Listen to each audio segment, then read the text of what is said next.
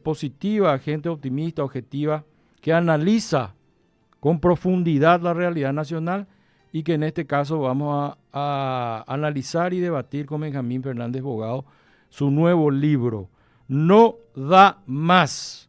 Benjamín Fernández Bogado, ¿cómo estás? ¿Cómo estás, querido Benjamín? ¿Me escuchas? ¿No escuchas, parece? Ahí está la imagen, pero... Hola, Benja. ¿Ya está? Ahí estoy.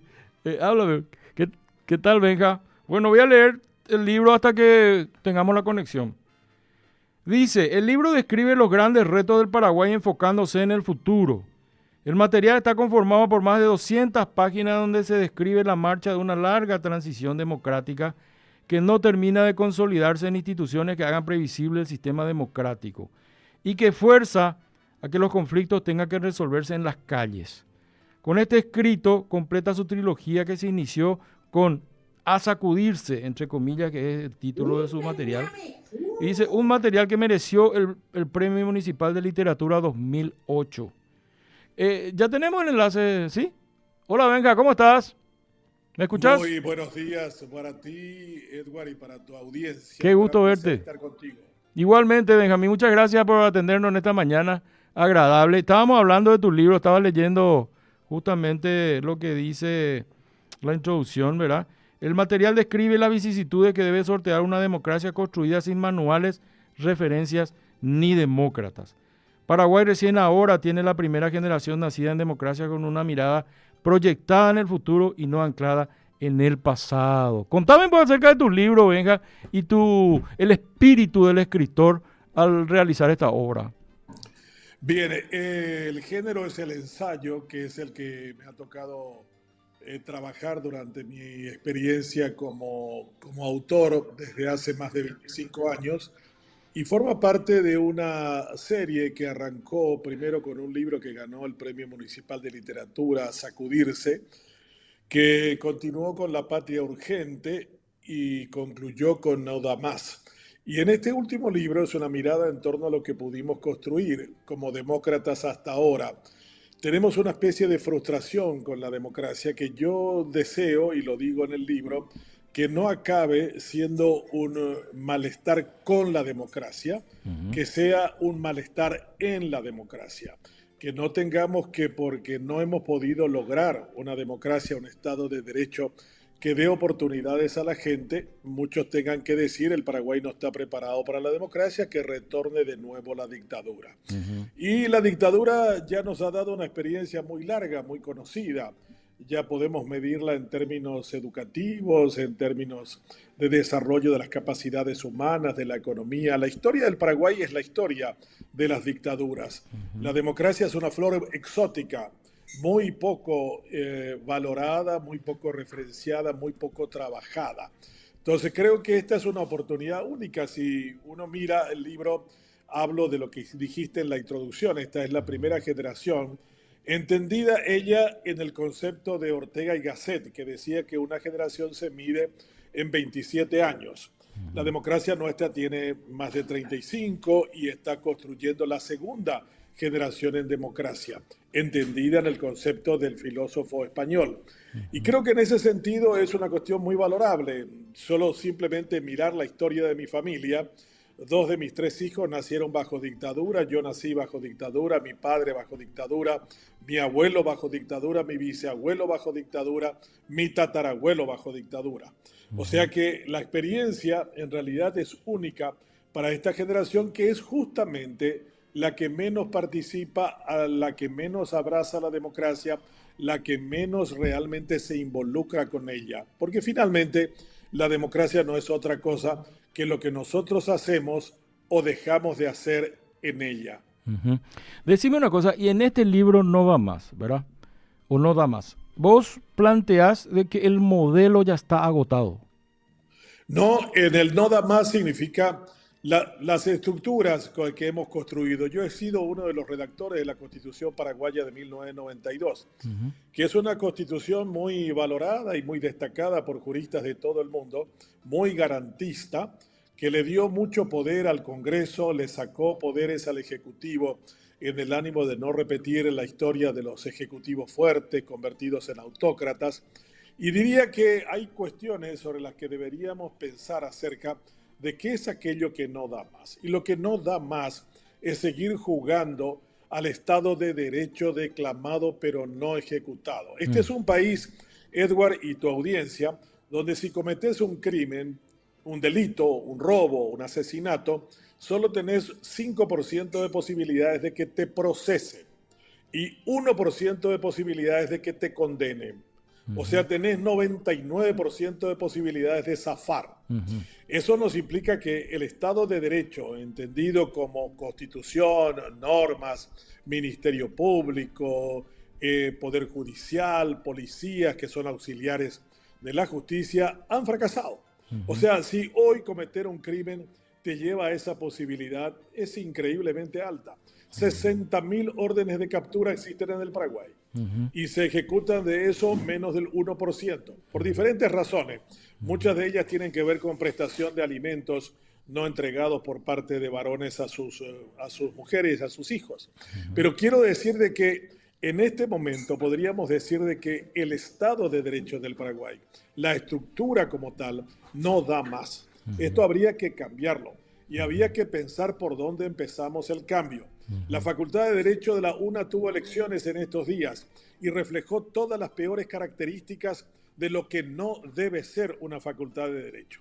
A poco estuvieron de terminar acabando con las vidas de varios en una balacera y en donde reprodujeron todos los mismos vicios de siempre y donde el que se proclama ganador es alguien calificado como significativamente corrupto. Entonces yo digo, cuando vemos estos elementos podemos concluir de que no tenemos Estado de Derecho, no castigamos a los que debiéramos castigar, no promovemos su reinserción en la sociedad desde nuestras cárceles. El 80% de las personas que están detenidas no tienen condena. Eso es un escándalo. En ningún país del mundo existe esa proporcionalidad entre aquellos que están siendo investigados y aquellos que han sido condenados. No están los que debieran estar y los que están son aquellos que no pueden pagarse una libertad que puede ganarse por diferentes formas. Tenemos un senador que tiene prisión domiciliaria y que debate las cuestiones legislativas todos los días miércoles y en las comisiones parlamentarias, Erico Galeano. Entonces uno dice, ¿es este el Estado de Derecho que realmente debiéramos tener? ¿O el gran escándalo de la democracia es justamente la ausencia de algo que la define, que es el Estado de Derecho? Claro. Ahí, por ejemplo, te quiero llevar al siguiente escenario, ¿verdad? Yo sé que escribiste esto en México, como lo dijiste, porque estuviste mucho tiempo en México. Para nosotros, algunos estados de México son estados fallidos, absolutamente tomados por la narcocracia, ¿verdad? Y también suelo ver mucho en la democracia española, ¿verdad? De la que nosotros heredamos un poco el marco teórico, jurídico. Me remito también a la democracia de México, a la de Perú, que tiene un récord de 4 presidentes corruptos, condenados y en la cárcel, ¿verdad? Positivo por un lado porque le pillaron, le juzgaron y le condenaron, ¿verdad? Acá no tenemos ni uno todavía, ¿verdad? Y tuvimos un gobernador hace poco que lo mandaron otra vez a su casa porque cantaba muy mal y tocaba la guitarra un desastre y la gente no podía dormir, ¿verdad? Ahí en el penal. Bueno, entonces, toda esa copia del modelo democrático llega a Paraguay y se perfecciona con lo criollo, con la latinización de la cultura, de la incultura paraguaya. Entonces, ¿qué es lo que se nota? Que la democracia en estos países, como fue creada realmente para un grupo de élite, para que la plutocracia pueda seguir gobernando a las masas en aquel entonces. Y acá se copia exactamente lo mismo porque el 30 o 35% de la población nacional es la que elige el gobierno de turno y ese gobierno minoritario es el que gobierna a un 70% de la mayoría y finalmente las instituciones no funcionan porque están realmente al servicio de los grupos de poder y esos son más bien mercancías o mercaderías de cambio. vos me pones una secretaria acá, yo te pongo otra secretaria acá en la comisión, y así sucesivamente llenamos los cargos con nepotismo, plutocracia, narcocracia y cleptocracia, ¿verdad? Entonces, la pregunta del millón, Benjamín, y con tu libro, que estoy de acuerdo profundamente, esto no da más, pero ¿por dónde deberíamos cambiar? Y vos sabés que yo creo que la Constitución en un 25%, la parte política es la que está fallida. El 75% del contenido mundial representativo, fantástico. Pero ese 25% creó el nuevo modelo y este nuevo sistema. Pero te doy la palabra porque me parece que tenés una visión personal. Bueno, hay varias cuestiones colocadas en tu pregunta y en tu reflexión. La historia de las características institucionales, entre ellas el modelo de democracia que abrazamos, se corresponde a la responsabilidad y a la capacidad que tiene cada país para construirla. O sea que no podemos decir que tenemos un modelo español copiado por nuestra historia de colonización y de elementos culturales. El Paraguay está construyendo una democracia, reitero, sin mapas, sin genética, sin tradición. O sea, esto es como más o menos te dejo una niña que no tiene padres en la puerta de tu casa. No sabemos quién es su madre ni quién es su padre. Encárgate de ella.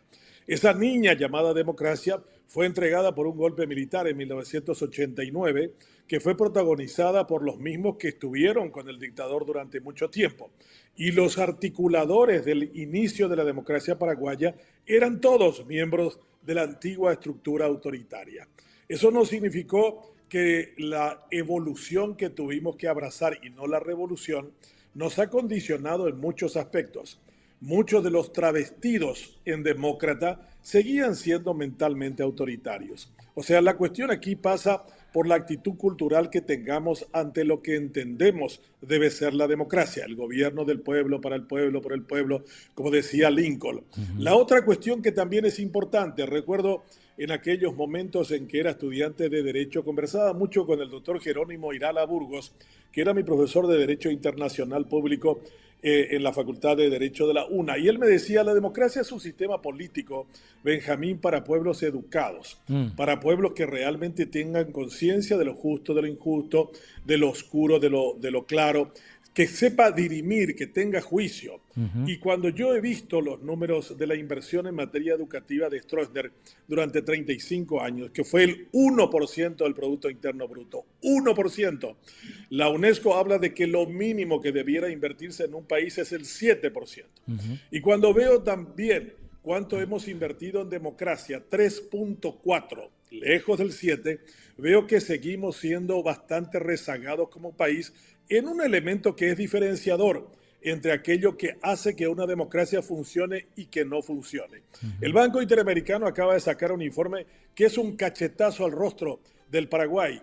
Dice que un estudiante paraguayo que termina la secundaria, que son 12 años de formación, solo tiene la capacidad frente a los demás educados de la OCDE, de la Organización del Desarrollo Económico, de que se equipara eso a solo 4 años de formación real. O sea, comparado los 12 de nosotros, en realidad son 4. O sea, hay 8 años perdidos en materia educativa, 8 años de imposibilidad de oportunidades para la gente. Y en ese sentido, si esto no nos molesta y mañana celebramos que nuestros hijos no vayan a la escuela, porque está previsto un paro nacional de educadores mañana y el martes, que no tuvieron clases ya el viernes y que tienen en total 180 días de clase y el gobierno se ufana por darles de comer esa cantidad de días con una comida, sin importarle los 185 días restantes, es que tenemos un escándalo en materia educativa que si no la cambiamos, si no la modificamos, vamos a seguir lamentándonos que la Constitución no se entiende, que la Constitución no se lee, que los artículos son bastante diseñados solo y exclusivamente para una casta política que vive y lucra y medra con la democracia y que no le alcanza a la gente. Pero la gente no tiene conciencia. Si no elevamos los niveles educativos, vamos a perder la democracia. Y en el libro No da más, también incluyo una parte que me agradó mucho recordar. Cuando escribimos la Constitución, yo le dije al doctor Pacielo, que era el vocero de los colorados en la Constituyente, acá en este artículo de la no reelección presidencial hay un craso error gramatical. Y me dijo, ¿y por qué? Y porque se repite 2 veces el mismo criterio. Ese artículo dice, el presidente y el vicepresidente electo el 15 de agosto durarán 5 años improrrogables de mandato. Y la segunda parte dice, no podrán ser reelectos en ningún caso. Y yo le dije, si dice improrrogable, ¿por qué tiene que volver a decirse no podrán ser reelectos en ningún caso? Y recuerdo muy bien que el doctor Paciello me dijo, Benjamín Emandú, ¿a qué se deje? Coa 10 años iré o inta alguno pivoita co puerta de ita sheika tú ayer reelegí porque co artículo se permití. Claro. Y dicho y hecho, el primero que después de los 10 años en que podía modificarse la Constitución, lo intentó vía enmienda, fue Nicanor Duarte Frutos. Posteriormente lo continuó Lugo y después lo continuó Cartes, en que vino aquella enmienda de sangre donde se quemó el Congreso y se mató a Rodrigo Quintana. O sea, yo digo de que lo que no existe en el Paraguay es un problema educativo. Hace unos días, la secretaria del Consumidor, con rango de ministra, dijo la tal Irún de que realmente no entendió lo que Dinavisa le había dicho con respecto al minimercado Biggie, que había sido, no era para cerrar, que fue mi error, dice ella. Una lectura comprensiva, sencilla, elemental, práctica, terminó dejando sin empleo a casi 5.000 personas por un par de días. Entonces yo digo, el problema de la democracia es el problema de la educación. No entendemos lo que leemos, no hacemos operaciones matemáticas elementales y sencillas y por lo tanto no tenemos la capacidad para valorar la democracia. Si me preguntas por dónde deberíamos empezar, te diría por una gran revolución educativa. Cambiar este mamotreto de educación que no sirve para nada ni para nadie. Y para lo único que crea es para un país que tenga que emigrar a España, a la Argentina, a Estados Unidos, porque no tiene oportunidades en el Paraguay. El famoso y el gran hombre público norteamericano Thomas Jefferson tenía una maravillosa definición de democracia. Decía, democracia es un sistema político de oportunidades donde cada uno debe estar seguro de que por lo menos tiene una oportunidad. Y si no tenemos educación, no vamos a tener oportunidades. 93% de la pobreza paraguaya tiene 2 años de escolaridad. 82% de los presos en nuestras penitenciarías no terminaron el 2º grado. Tenemos una deserción espantosa en todos los niveles. 150.000 estudiantes universitarios ingresan cada año a 57 universidades públicas y privadas y se gradúa el 10%, 16.000. El resto no termina, no le gusta, no se halla en la universidad a la que llegaron solo el 5% de los que iniciaron el kindergarten. El mayor escándalo de esta democracia es la educación, sin lugar a dudas, y por ahí hay que empezar. Totalmente de acuerdo contigo y sobre todo te quiero contar nomás un hecho así cotidiano, ¿verdad? Yo no sé si vos solés entrar en los baños públicos, pero el paraguayo orina afuera del mingitorio, por ejemplo. No te va a orinar en el mingitorio. Segundo, nos fuimos a Villa Ayes y vimos esa hermosa costanera, tiene un mirador. Basurero, había 6 por ahí, todos vacíos. La basura en el piso, por los costados y en el agua del río, ¿verdad? O sea, eso significa que la gente se esmera por tirar la basura afuera, ¿verdad? Vehículos estacionados sobre la vereda, habiendo lugar en el asfalto, ¿verdad? O sea, entonces, vos te das cuenta que los días antes de llover, la ama de casa sale con su bolsa de basura a tirar en el raudal, ¿verdad? Y después eso se tapona y crece. Bueno, no me voy a referir solamente a Paraguay porque donde te vas nomás en la región parece ser que es una cuestión latina, ¿verdad? Ahora, a partir de ahí, estoy de acuerdo con tu revolución educativa, ¿verdad? Pero yo creo que la conciencia es automática, ¿verdad? ¿En qué sentido? Vos te haces consciente cuando algo te pasa y te marca la vida, ¿verdad?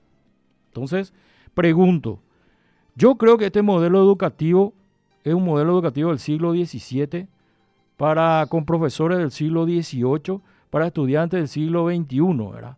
O sea, hasta el celular educa más. Entonces, no da más esto. Pero ¿cómo hacemos? ¿Por dónde empezamos? Porque tarda demasiado una reforma educativa y tarda demasiado la gente en entender en 3 generaciones lo que es el pacto social de no agredir a la sociedad con pequeños actos de ensuciar la calle o de destruir las señales, por ejemplo. El país que tiene el mejor nivel educativo de la región es Uruguay y más arriba Costa Rica. Conozco ambos países y en esos lugares hay de lo que estás hablando, pero en una menor cantidad. ¿Por qué? Porque tienen un sistema educativo que ha venido funcionando relativamente bien. Hay una expresión que dice que me parece muy atinada para poder comprenderla en este momento, que la cuestión de la basura tiene que ver con la manera en que nosotros definimos lo público. En el Paraguay, lo público es lo de nadie. Y en los países educados, lo público es lo de todos. Cuando uno viaja a otros países, estuve hace poco tiempo en Japón, un país con una ciudad enorme, Tokio es una megalópolis, y toda la gente que va a entrar al metro ya tira la colilla de cigarrillos en el lugar apropiado antes de ingresar.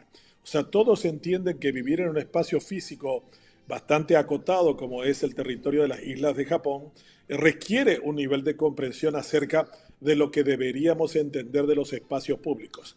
En el Paraguay, reitero, lo público es de nadie. Y yo te diría algo todavía más grande. El Estado es el PORA del Paraguay. El PORA es el único mito que no tiene representación. El Pombero, el Curupí, el Yacyretá se pueden graficar. El PORA no. Y recuerdo una frase que siempre lo repito porque me grafica mucho aquella visión de Platón en el Topos Uranos. Yo iba mucho al interior en los primeros años de mi vida a un lugar llamado Cabecupé, en las afueras de Villarrica, en una sociedad rural, campesina. Y a las 7 de la mañana, a las 7 de la noche, cuando teníamos que dormir, Ernesto, el que se encargaba de cuidar la casa, nos decía pejó que pequé, porque uta PM pora. Y nosotros con mi hermano íbamos a dormir temerosos de que nos viniera el pora. Ni ganas de despertarnos a orinar teníamos debido a la presencia del pora. Lo cierto es que vivimos con el miedo del pora. Y después de muchos años, quizás tendría 20 años, retorné al mismo lugar y le pregunté a Ernesto, oí típico la pora ave. Y él me dijo, no, un ajenirel alumbrado público ojo paitéjico. O sea, la oscuridad era el problema. La metáfora es fantástica. Entonces él decía, los mitos, el temor, la angustia viven en la oscuridad. Sí. Cuando viene la luz, que en este caso sería la educación, el pora termina huyendo y se deja detrás los miedos de la gente. El Estado paraguayo es un pora gigantesco que llena de miedo a la gente y eso hay que desmontarlo desde la educación. Correcto. Bueno, pero ahí, ¿verdad? O sea, yo entiendo, por ejemplo, para mí IPS no da más, ¿verdad? Es una vergüenza que utilice fondos para beneficios sectoriales, que no solucione pequeños problemas como la agenda de atención a los usuarios, que no tenga remedios trazables todavía y que no entregue lo que hace falta, ¿verdad?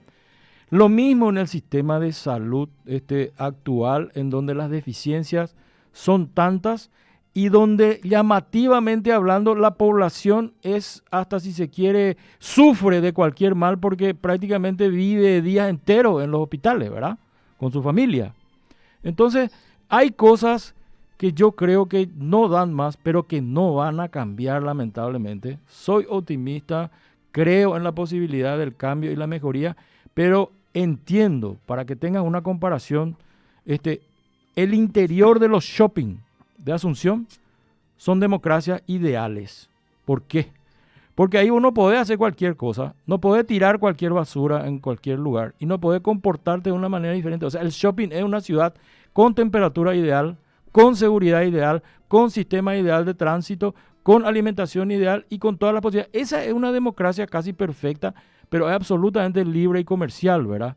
¿Qué haces con el sistema público? Porque ese es el que ya no da más. Y ya hemos cambiado de gobierno y vamos a cambiar de gobierno, pero vos te das cuenta que la cosa no cambia. El modelo de la incultura sigue. Por eso te pregunto, ¿qué modelo educativo? ¿Cómo empezamos? Primer grado, traemos el sistema chino, traemos la inteligencia artificial, traemos el sistema finlandés. ¿Qué hacemos, Benjamín?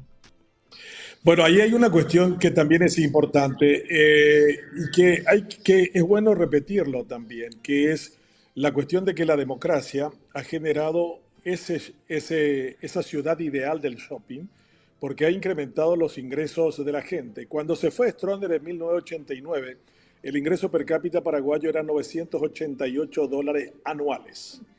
En la actualidad es $7.000 anuales. Pero para entender el mismo nivel de desarrollo que tiene Uruguay, deberíamos alcanzar $22.000 anuales de ingreso per cápita. Eso es lo que tiene Uruguay, ¿eh? Y entonces, por supuesto, cuando tenés un ingreso mayor, vos tenés también una mejor distribución de carácter social de esos recursos y tenés una sociedad que valora lo estético, la belleza, la limpieza, lo que es de todos. Los uruguayos con $22.000 anuales tienen una mejor conciencia que los paraguayos con 7.000. Cuando dupliquemos nuestro ingreso per cápita, es probable que el ámbito de la comprensión de lo estético y también de lo ético sea mucho mayor que lo que tenemos en la actualidad. En el Paraguay lo que tenemos que hacer no solo es un cambio en materia educativa, sobre el que tengo una idea y me gustaría plantearlo en tu programa. Claro. Nosotros los paraguayos somos muy habilidosos en cuestiones manuales, pero sin embargo tenemos un modelo educativo que potencia lo abstracto, para lo cual no existe más que un 20% de personas preparadas para continuar su formación terciaria. No es casualidad que los 3 países más ricos y prósperos del mundo, Alemania, Singapur y Suiza, le digan a sus habitantes en el 9º grado, después de 9 años de formación: mira, muchacho, hasta aquí llegó lo tuyo. Tú no puedes ir a la universidad porque según todos tus exámenes tu IQ no te da para eso.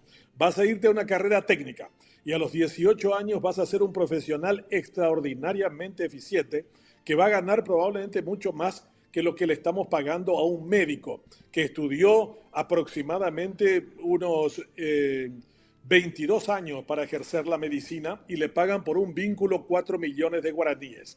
Ayer vino una persona a cortarme un árbol y me pasó la factura. Me dijo 1.200.000 guaraníes. Y le dije, ¿trabajaste 1 hora y media? Sí, pero tuve que cortar en la calle, los riesgos que eso suponía, la experiencia que tengo para que no se te caiga por la muralla. Lo concreto que el cortador de pastos, en el Paraguay también, el de pasto, cobra aproximadamente unos 250.000 guaraníes la hora.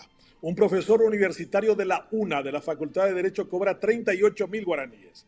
O sea, evidentemente no estamos teniendo el grado de comprensión de lo que habría que hacer en materia educativa. Debemos formar a gente paraguaya especializada en capacidades de servicio, acabar con el albañil de media cuchara y del mecánico mango, profesionalizarlo, prepararlos. No es casualidad que la mano de obra paraguaya sea extraordinariamente bienvenida en Nueva York o en Buenos Aires o en Madrid. Los paraguayos somos muy buenos en capacidades manuales, pero somos muy malos en materia abstracta. O si no, que lo diga el 5% que ingresó a la universidad y que solo se gradúa el 10%. Tenemos una cantidad inmensa de abogados que no tienen ninguna capacidad ni preparación para litigar en ningún terreno. No tenemos capacidad para pasar un examen de ingreso de redacción castellana en la Facultad de Medicina, que se ha convertido en el examen colador para todos los que quieren seguir sus estudios en esos espacios.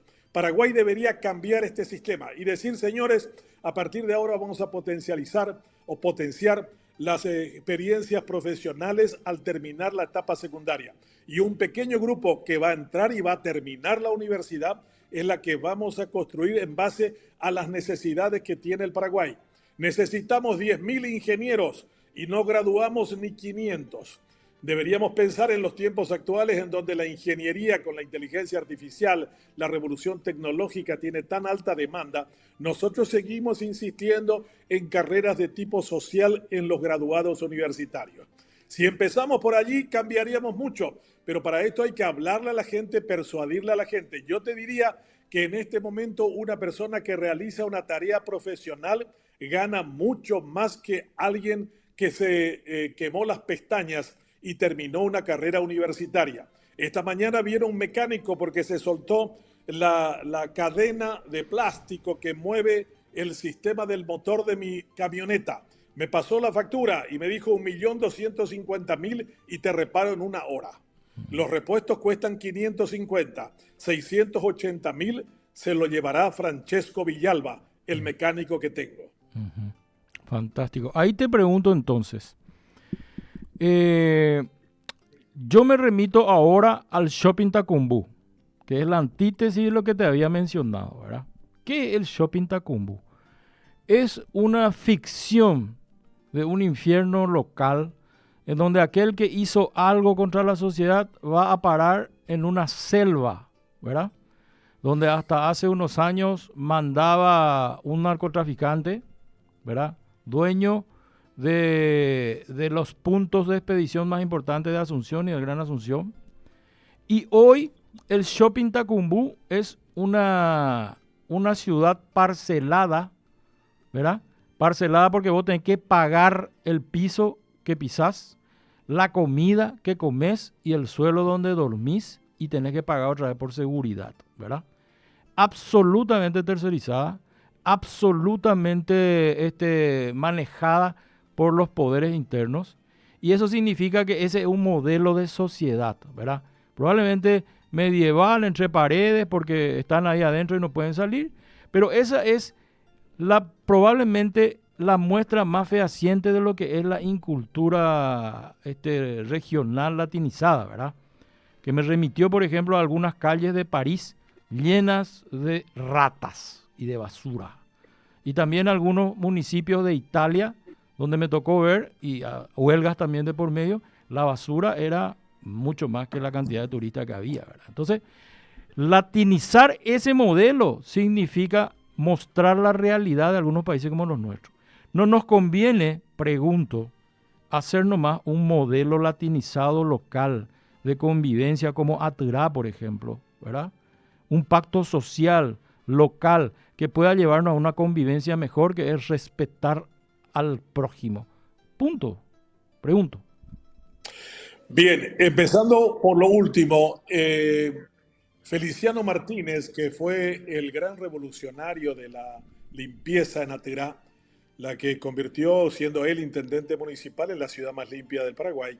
Sin embargo, es una prueba elocuente de cuánto valoramos ese tipo de gestos. Feliciano Martínez, cuando terminó su periodo de intendente, quiso ser gobernador. Se candidató y perdió en Cordillera grandemente. Claro. Terminados los 5 años, volvió a intentar ser intendente de Atirá y volvió a perder miserablemente frente al hermano de un futbolista de nombre Virgilio Ferreira.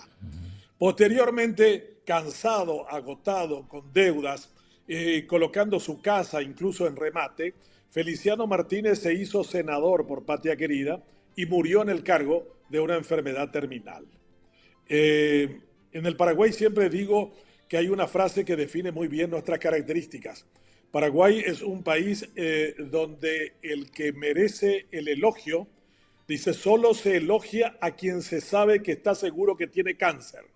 Entonces dice, qué bueno que es fulano de tal, pero vos sabés lo que le pasa. Claro. Y yo creo que en ese sentido el pueblo paraguayo es muy ingrato con sus grandes referentes éticos. Lo ha sido siempre a lo largo de su historia. Rafael Barret, que vino al Paraguay y estuvo 8 años con nosotros y nos contó la manera miserable que vivían los mensúes, y se casó y tuvo un hijo con la sobrina del mariscal Francisco Solano López, dijo una frase que a mí siempre me taladra. Dice, Paraguay es un país hermoso pero duro. Un país en donde unos pocos tienen suerte, pero la gran mayoría no. Y un país que heredó de España dos de sus peores defectos: la envidia y la inveterada tradición de expulsar a sus mejores hijos. Yo creo que Barret, que era un hombre extraordinariamente capaz, el hombre que enseñó a escribir a Borges y a Roa Bastos, tenía una exacta visión de lo que somos nosotros. Y se lo cuento también allí, en el libro No da más. Y yo creo que uno de los problemas grandes que tenemos en el Paraguay es que tenemos una alergia a los capaces, a los que realmente hacen patria. Cuando nosotros miramos hacia atrás, ¿por qué Eligio Ayala, un hijo de madre soltera proveniente de Embuyapé, que estudia Derecho, que enseña matemáticas en el Colegio Nacional, que viaja a Berna y estudia una maestría en Economía, se convierte en el mayor estadista de la República del Paraguay hasta ahora? Un hombre acrisolado de honestidad, un hombre que preparó el Paraguay para la guerra del Chaco. Sin la honestidad de Eligio Ayala hubiéramos perdido la guerra. una persona que mandó al capitán Bozano, ahí cerca de tu casa, Edward, en donde todavía rinden el honor al capitán de navío Bozano, que ahora entró al Panteón de los Héroes.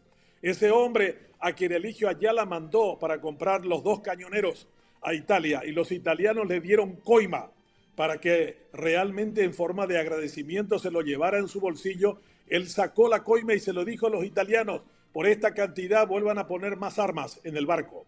Y yo creo que cuando hicimos culto de ese tipo de comportamientos, nos fue muy bien, nos fue extraordinariamente bien.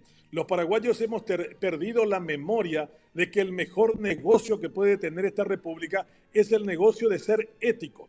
Las veces que probamos con personas ignorantes, analfabetas, ígnaros, truanes, pillos, rateros y expresidiarios, no fue muy mal. No fue muy mal. Nosotros tenemos una experiencia, hace poco, no hace mucho tiempo, elegimos al primer presidente que pasó bajo la sombra de Tacumbú, Horacio Cartes. Entonces, cuando uno mira realmente lo que nos ocurre en las cárceles, eso solo refleja lo que somos como sociedad y de qué manera consideramos a los que no pudieron zafar de la cárcel. En la cárcel están todos aquellos que no pudieron comprar su libertad y no pudieron impedir que terminaran con sus huesos en dicho sitio. Los peruanos están muy orgullosos de los 5 presidentes que mandaron a la cárcel. 4 de ellos se fueron. El último, uno de los últimos, Alan García, terminó suicidándose para no tener que ir a la cárcel, porque venían a buscarlo para remitirlo en dicho sitio. Los peruanos cambiaron el sistema de justicia y allí saben perfectamente de que el presidente de la República puede ir preso como hasta el último de los ciudadanos en términos de prestigio o de dinero. En el Paraguay no tenemos eso. En el Paraguay todo es medido con el dinero, y la prostitución del dinero, o yo diría la dictadura del dinero, ha hecho de que los paraguayos entendiéramos de que todo es comprable con dinero. Michael Sandel, un gran pensador y filósofo americano, profesor en Harvard, escribió un libro que se llama, que yo les recomiendo que lean, se llama Lo que no se puede comprar con dinero. Y ahí cuenta la decadencia de Estados Unidos, la actual, la que Donald Trump interpreta muy claramente, y es donde dice de qué manera la sociedad americana se fue erosionando de manera continua y permanente, colocando al dinero como el factor central. El hecho de que si pagaras podrías irte por el carril de autopistas más veloz. Si leyeras un libro como niño, podrías recibir un dinero por eso. Si todo es medible por el dinero, es evidente que esa sociedad ha perdido los valores más altos, más elevados que el dinero justamente no puede comprar. Y en el Paraguay, cuando tuvimos eso en nuestra genética, nos fue extraordinariamente bien. Reitero, volver a los valores éticos es un grandioso negocio, un extraordinario negocio. Un hombre extraordinario como el mariscal Estigarribia, por ejemplo, la gente se pregunta cómo ese niño venido de Caraguatá llegó a ser el comandante victorioso en el Chaco. ¿Por qué Eusebio Ayala no eligió a Arturo Bray y eligió a Estigarribia? Yo siempre me pregunté sobre eso, porque gente como el coronel Eugenio Alejandrino Garay y el coronel Franco, que eran dependientes de él, se burlaban por su estatura y por su tono de voz, que cuando el estafeta iba al Chaco llevando sus recomendaciones, él le preguntaba al soldado, ¿qué dice nuestra viejita? Y el estafeta le contaba a Estigarribia eso, y Estigarribia decía, no me importa lo que ellos piensen de mí. Mientras sean leales y valientes guerreros, es irrelevante lo que afirmen sobre mi persona. Eso no me hiere, y mientras favorezca al país, va a seguir adelante. Y siempre me llamó la atención de dónde salió Estigarribia. Hasta que una vez publicaron en las redes, estoy tratando de encontrar esa carta, que él le remite a su madrina de guerra, y le dice Islapoí, que es el lugar donde estaba el cuartel de Estigarribia en el Chaco. La guerra está muy lejos de acabarse. Todavía tengo conmigo la estampa de María Auxiliadora y el rosario que usted me regaló antes de partir hacia el Chaco. Solamente debo decir que cada vez que paso en este territorio defendiendo al Paraguay, me acuerdo de su marido. Sin su marido yo no hubiera sido jamás el guerrero que soy en la actualidad. Él me hizo por completo. Y le termina saludando el general José Félix Estigarribia. La carta estaba dirigida a la viuda de Moisés Bertoni, El maestro de Estigarribia, el que le formó en la Escuela Nacional de Agricultura, el que lo hizo idóneo agrícola antes de ser cadete del Colegio Militar, antes de irse a Chile para estudiar y a Francia, fue Moisés Bertoni. Entonces, ¿cómo alguien que tiene una figura extraordinaria como Bertoni no puede terminar siendo un extraordinario guerrero como lo fue Estigarribia? Es lo mismo que cuando le dijeron a Alejandro Magno a sus 32 años, el hombre venido de Macedonia, de Grecia, le dijo: ¿cómo usted ha llegado a conquistar todo el mundo, Alejandro? Y él le contesta: ¿cómo no lo voy a hacer si soy el hijo de Aristóteles? El preceptor de Alejandro Magno era Aristóteles, un filósofo. ¿Cuántos de esos nuestros políticos pueden decir en este momento quiénes son sus preceptores, con quiénes hablan, con quiénes interactúan? Alfredo Stroessner Mateauda, 35 años en el poder, sus 4 amigos más fieles, sus 4 amigos más encariñados eran analfabetos. Esa es una excelente metáfora de por qué estamos como estamos y por qué antes con Estigarribia, con Eligio Ayala o con Alejandro Magno en la antigua Grecia estuvieron mejor. Sí. Ahí te quiero preguntar si esa incultura del pocané, ¿verdad? De el que toma en su vereda y pone su parlante para todo el barrio, ese que no tiene ningún documento y sale en la motocicleta sin chapa, que lleva niños como si fuera que no le va a pasar nada. Eso de generar siempre el pillaje para contar después en las reuniones y ser realmente anecdótico, eso de promover a los grupos de la narcocracia o de la cleptocracia o de la plutocracia más allá de la realidad nacional, ¿no te hace creer un poco que hay una hipocresía gigantesca en la democracia latina y que finalmente lo que ocurre es un querer ser, pero una realidad totalmente diferente a la democracia que queremos? Bueno, toda América Latina es extraordinariamente desigual y la desigualdad es un problema enorme en todas las estructuras sociales, económicas y políticas. Yo viví en México durante más de 1 año y medio y conozco esa cultura muy claramente. Un país en donde no tienes posibilidades ni oportunidades, solo te queda ser narco, como el Chapo Guzmán en Sinaloa, para lograr alcanzar algo que de otra manera nunca te sería posible. O sea, cuando nosotros tenemos sociedades muy desiguales, con incapacidad de promover una dinámica social, que con esfuerzo y capacidad puedes alcanzar los lugares altos, estamos promoviendo todo lo que estás apuntando. Estamos promoviendo violencia, fealdad, criminalidad. Todo eso es finalmente hijo de la desigualdad. Por eso que estuvo tan mal cuando Santiago Peña, en un país en donde existía y existe todavía una idea de dinámica social bastante acentrada, y eso es un valor importante en la sociedad paraguaya que no hay que perder. Cuando les dijo a los mejor pagados de Itaipú: recuerden que ustedes no están aquí por sus estudios ni por sus diplomas, no se me hagan de los guapitos, ustedes están acá por colorados. Yo creo que ese fue un mensaje demoledor a la sociedad paraguaya en su conjunto, porque les dijo: no estudies tanto, no seas tan capaz como crees, porque no vas a alcanzar los mejores lugares, los mejores salarios y las mejores oportunidades. Cuando nosotros creamos sociedades desiguales, estamos expuestos a todo lo que nos lamentamos con posterioridad. No en balde, Brasil, que es uno de los países más desiguales de América del Sur, tiene un nivel de criminalidad enorme. 75.000 muertos tiene Brasil por criminalidad relacionada a hechos de desigualdad, que se materializa en narcotráfico y en otras maneras de representación. 77.000 muertos por año.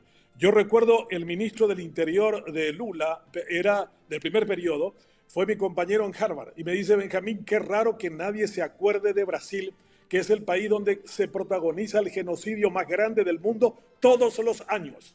67.000 soldados norteamericanos murieron en Vietnam en una guerra de 10 años. En Brasil mueren más por año por temas de criminalidad y de desigualdad. O sea que en Brasil, si eres un negro de Ceará, tienes muy pocas posibilidades de alcanzar un desarrollo económico, de alcanzar un nivel de educación mínimamente que te permita estudiar en la Universidad de São Paulo, por ejemplo. Entonces yo creo que la desigualdad es un problema grande, Edward. Sobre eso tenemos que reflexionar. América Latina es 2 veces más desigual que África, que nosotros durante mucho tiempo dijimos era el mundo en donde más se vivía en desigualdad y en pobreza. No, nosotros somos más desiguales que África. África es más igualitaria en términos de oportunidades en su conjunto. Hay países que son más pobres y más desiguales que nosotros, pero en general el continente es menos desigual que América Latina. O sea, si nosotros no creamos oportunidades a través de la educación para disminuir las desigualdades, si promovemos a la gente por su capacidad, si les pagamos bien a los que mejor conocen y saben, este es un país muy avaro para con sus talentos. Les paga muy mal el sector privado y no los reconoce, y les paga muy mal también en muchas oportunidades en el sector público en decisiones trascendentes. El Estado paraguayo solo que es un desastre. Y por eso, por ejemplo, el jefe de gabinete de la Comisión de Cuestión Medioambiental que dirige Noelia Cabrera gana más que un ministro. El ministro de Economía gana 24 millones de guaraníes mensuales y el jefe de gabinete de Noelia Cabrera gana 27. Y así vemos que también sus sobrinos ganan 2 veces más que un médico que atiende urgencias aquí en Asunción o está operando en este momento en el IPS. O sea, tenemos un Estado que también necesita ser reformado. Según el Banco Mundial y el Banco Interamericano, respetable para los administradores nuestros, se roban 2.000 millones de dólares anuales en este país. 2.000 millones de dólares. Eso es el doble del presupuesto de educación. Eso es el doble del presupuesto en materia de salud. Se roba en salarios que se otorgan a personas que no debieran tener esos ingresos. Se roba en licitaciones públicas. Hace poco una persona en el Congreso dijo: todo gobernador pide el 20% a los proveedores de hambre cero para que se libere el cheque. Y ese tipo de historias hay en la rosca vialera, en toda actividad en donde el Estado esté comprando o vendiendo. Y el Estado en el Paraguay es el mayor movilizador de recursos. No es raro que el Banco Bueno, un banco recientemente creado del que era accionista el presidente de la República en un claro conflicto de interés, tenga la mayor cantidad de recursos públicos a pocos años de su inauguración. Aquí no da más, Edward Bogado, este Estado que tenemos. Este Estado tiene que ser reformado de raíz. Y por eso tenemos también una evasión fiscal de casi 2.000 millones de dólares. Pero, una cosa sorprendente, los que evaden impuestos en el Paraguay son los que ya están cansados de pagar por algo que no ven en su vida cotidiana. Se cansaron de pagar y dice: voy a evadir una parte porque ya no tengo cara para seguir dándole a estos sinvergüenzas que no me arreglan las calles, no me asfaltan las rutas, no me dan las viviendas, no me dan educación, no me dan salud. Entonces, ¿por qué tengo que seguir alimentando a este monstruo para que siga robando 2.000 millones de dólares anuales? Es una vergüenza. Entre el robo cotidiano, permanente, en este momento se está robando una cantidad importante en dólares del Estado paraguayo, 2.000 millones según el Banco Mundial y el Banco Interamericano, y no escuché absolutamente una palabra, una idea, un proyecto de ley en mayoría que tiene ahora el Congreso, el partido gobernante, que diga: vamos a resolver este tema y vamos a evitar que se sigan robando 2.000 millones de dólares para que esos que están evadiendo impuestos, entre los que se encuentran quienes ya la mayoría de ellos pagan, tengan confianza en el país y tengamos por consiguiente mejor educación, mejor salud y que nos lleve a una menor desigualdad.